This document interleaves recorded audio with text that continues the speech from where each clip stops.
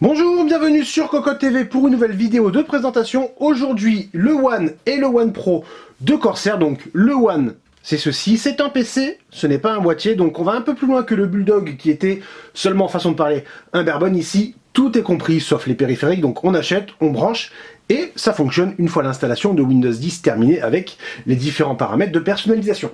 Les tarifs commencent à 2050 €.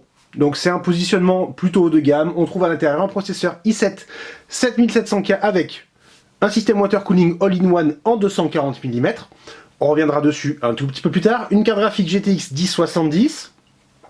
Une carte mère, bien entendu, en Z270. On pourra faire un peu d'overclocking sur le processeur, éventuellement sur la carte graphique. 16 Go de mémoire vive de la DDR4 à 2400 MHz. Ensuite, nous avons 256 Go pour le stockage, un Force-L de Corsair en SSD, 1 Teraoctet en supplément, un disque dur 2,5 pouces à 7200 tours par minute, et c'est à peu près tout. L'alimentation de 400 watts, c'est la SF400 de Corsair, donc une petite alimentation SFX modulaire. Et normalement, nous avons fait le tour. Ensuite, on monte en gamme, et nous avons ici le One Pro édition spéciale. Pourquoi édition spéciale? En fait, il est tout simplement réservé, on va dire, au marché nord-américain via le shop en ligne de la marque. La différence, nous avons 960 Go sur le SSD. Est-ce que c'est vraiment utile par rapport au 256 1 Tera? Chacun aura son avis sur la question. Et la carte graphique, c'est une 1080 avec un water cooling, là encore, all-in-one, avec un 240 mm. On va parler de ce all-in-one, de ces all-in-one plutôt, puisque dans notre cas, nous en avons deux. Il fonctionne sans ventilateur. Tout simplement, en fait, nous avons un seul ventilateur présent sur le haut du boîtier qui va extraire la chaleur, donc tout va fonctionner par convection naturelle. Honnêtement, au début, on était un peu sceptique, on a fait les tests et ça marche très très bien avec des nuisances sonores qui sont quand même assez contenues. Donc le boîtier, le voici, entièrement en aluminium avec le bouton power en façade.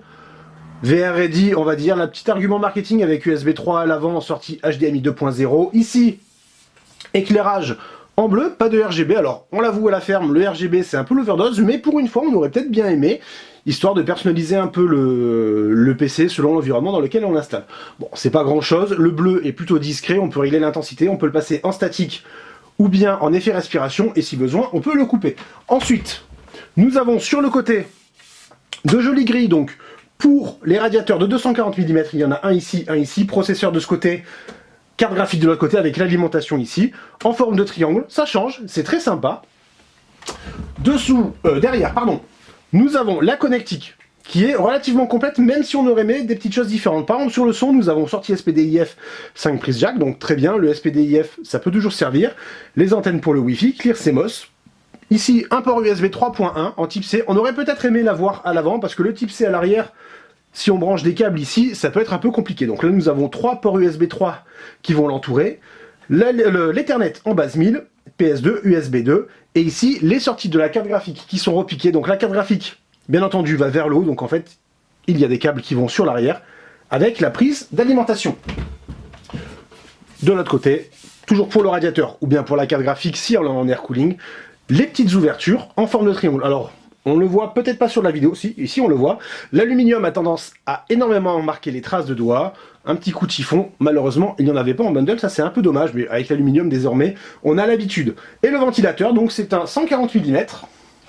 On appuie sur le petit bouton à l'arrière, et on peut soulever avec le faux radiateur, donc il y a un petit câble qui le retient.